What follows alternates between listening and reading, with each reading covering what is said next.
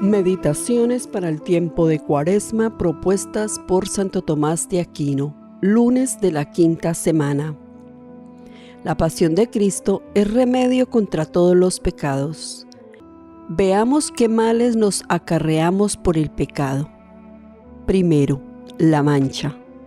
Porque cuando el hombre peca, afea su alma, pues así como la virtud es la hermosura del alma, del mismo modo el pecado es su mancha. ¿Cómo es Israel que estás en tierra de enemigos? Has envejecido en tierra ajena, te has contaminado con los muertos. Baruch 3, 10, 11. La pasión de Cristo borra esta mancha, porque Cristo con su pasión hizo un baño de su sangre para lavar nuestros pecados. El alma se lava con la sangre de Cristo en el bautismo, el cual, en virtud de la sangre de Cristo, tiene una virtud regenerativa. Por eso, cuando alguno se mancha por el pecado, injuria a Cristo y peca más gravemente que antes.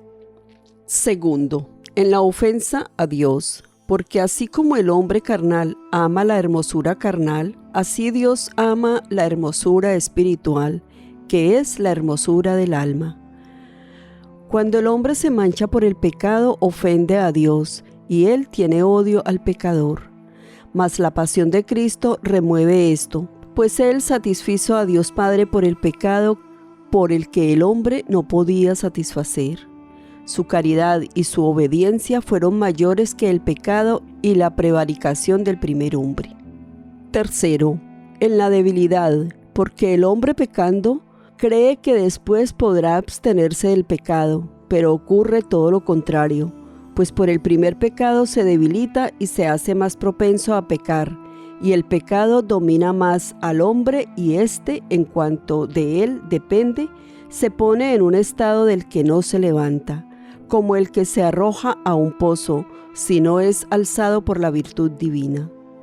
Por consiguiente, después que pecó el hombre, fue debilitada y corrompida su naturaleza, y desde entonces está más propenso a pecar.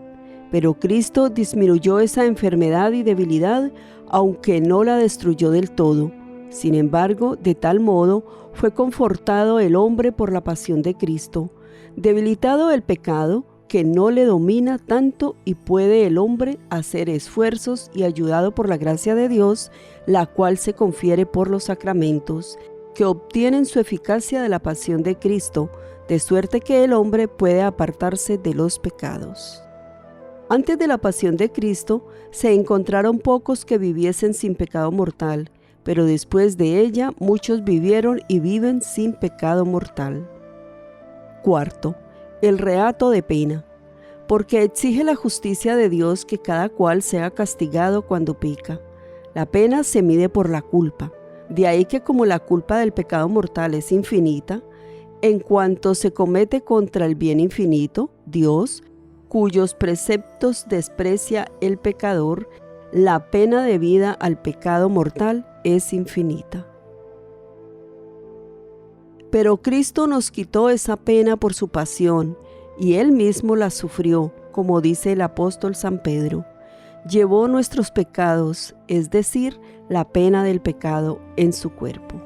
Porque fue de tanta virtud la pasión de Cristo que bastó para expiar todos los pecados de todo el mundo, aunque hubiesen sido cientos de miles. De ahí que los bautizados sean aliviados de todos sus pecados. De ahí también que el sacerdote perdone los pecados. De ahí también que quien más se conforme a la pasión de Cristo y se adhiera a ella consigue mayor perdón y merece más gracia. Quinto, incurrimos en el destierro del reino. En efecto, los que ofenden a los reyes son obligados a salir del reino. Del mismo modo, el hombre es arrojado del paraíso a causa del pecado. Por eso Adán fue expulsado del paraíso inmediatamente después del pecado, y fue cerrada la puerta de aquel. Pero Cristo, con su pasión, abrió aquella puerta y volvió a llamar al reino a los desterrados. Pues una vez abierto el costado de Cristo, fue abierta la puerta del paraíso, y una vez derramada su sangre, fue lavada la mancha, aplacado Dios, destruida la enfermedad, expiada la pena y los desterrados llamados al reino. Por eso se dijo al instante al ladrón: hoy estarás conmigo en el paraíso.